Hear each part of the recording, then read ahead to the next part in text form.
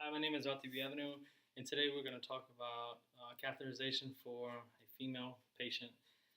Um, Anytime you have to do catheterization, you want to make sure that you check your physician's orders, gather all the equipment before entering the room to make sure that you have everything to perform the task. When entering the room, introduce yourself, um, do the proper identification, ask the patient to state their name, last name, and compare it to their wristband. The next thing we need to do is wash our hands. After washing your hands, don clean gloves, which I already have on. And this next thing, with the clean gloves, we're going to position the patient into the dorsal recumbent position with the knees flexed and the feet about 2 feet apart. And this procedure is sterile, so I can open the edges up with the clean gloves, but we'll transition to sterile gloves shortly. All right, so grabbing the outside edges of my sterile field, open it away from me. Here's my sterile field. I'm going to twist it. Okay, and now I'm going to grab the gloves, place it aside. Still sterile on the inside. Now, I'm going to change to my sterile gloves.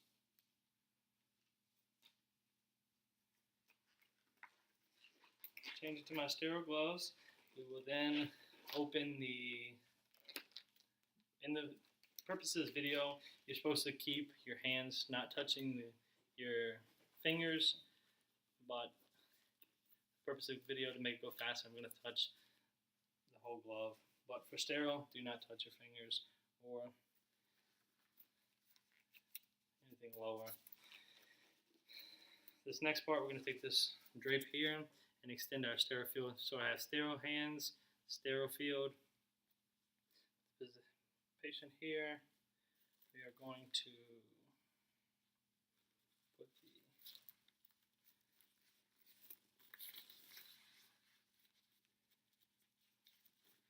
have the shiny side down, so I'm going to do like this. Sterile, touching from the inside, make sure everything is maintaining sterility. Everything's still sterile. Okay. Now I'm going to test the balloon. So I'm going to take this out. Hands are still sterile, and just move my supplies around, make it easier on me. So first step I want to do is test my balloon in the catheter. So you have your 10 milliliter syringe, making sure this doesn't touch anywhere on the outside. So you have your balloon, you want to blow it up, make sure it works. Okay. Have this sit here, back in the corner here. This next step, we will take the petroleum jelly and squeeze some in this corner. Then taking my catheter tip, rolling it around and lubricating the tip of the catheter, roughly about 1 or 2 inches of the catheter. And leave this here. And the next part we have to do is clean the patient. So we will spread the labia and clean both labia's folds, then directly over the medius with a cotton swab. This here. So down. Now this hand is going to become dirty or clean. It's not going to be sterile anymore. So open, down, and then get another one. Down on the sides, get another one down the side. Now, just take this and toss it out away from your sterile field. You have your catheter that's been lubed from earlier, and you can have a trick, tell the patient to bear down, and you should be able to see a wink in the area that you need to insert the catheter in. So you gradually go in Tell them there's going to be a little discomfort. Keeping your hands, this hand sterile, and my left hand sterile, my right hand clean, and gradually go in.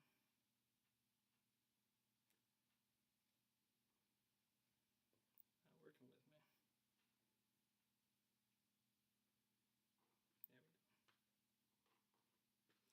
Okay. So now doesn't want to really cooperate, I think. So basically, you thread this catheter all the way into the patient until you receive like a flashback of urine.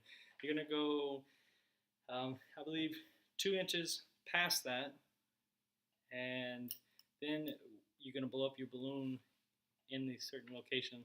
For the purpose of the video, I'm not going to push it all the way in because the model isn't cooperating. So this hand is still sterile here, dirty here. So I'm going to go ahead now that the catheter is all the way in, sterile hand, blow up the balloon, and secure it in its location. At this point now that the procedure is done, it doesn't need to be sterile or not sterile. So I can use my other hand that's clean.